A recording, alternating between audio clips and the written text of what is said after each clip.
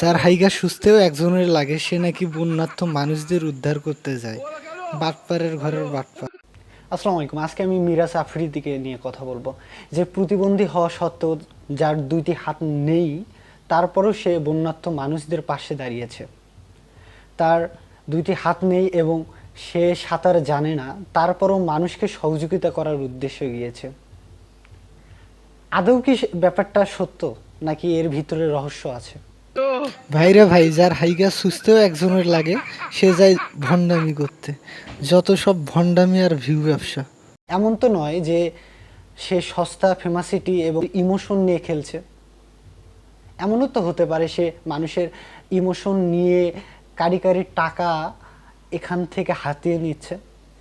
নাকি তার উদ্দেশ্য এমন তো নয় যে মানবতার ফেরিওয়ালার নামে সস্তা ভিউ কামানো।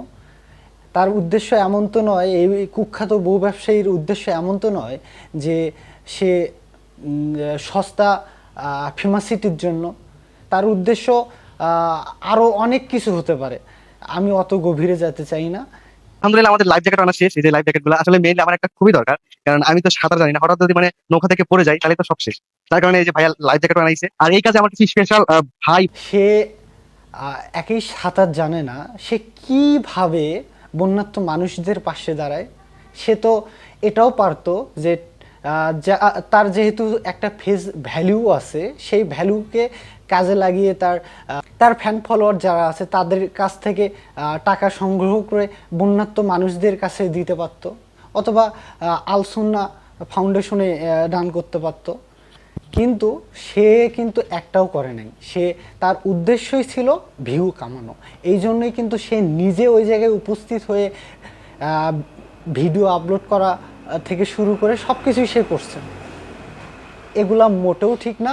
আর শুধু তার কথাই বলবো না, এর পাশাপাশি আরও কিছু স্টুডেন্ট, তার মধ্যে নাকি ছাত্রলীগও ইনভলভ আছে এক ছেলে, তারা ট্রাক নিয়ে কিছু টাকা কালেকশন করে তারা ট্রাক নিয়ে ট্যুর, আর কি এক প্রকার বলা যেতে পারে যে হচ্ছে পিকনিক খেতে গিয়েছিল।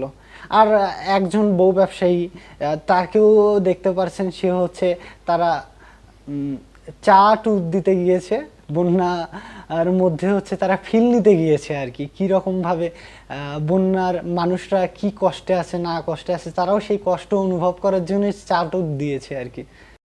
ভালো লাগলে অবশ্যই সাবস্ক্রাইব করে পাশে থাকবেন। আসসালামু আলাইকুম।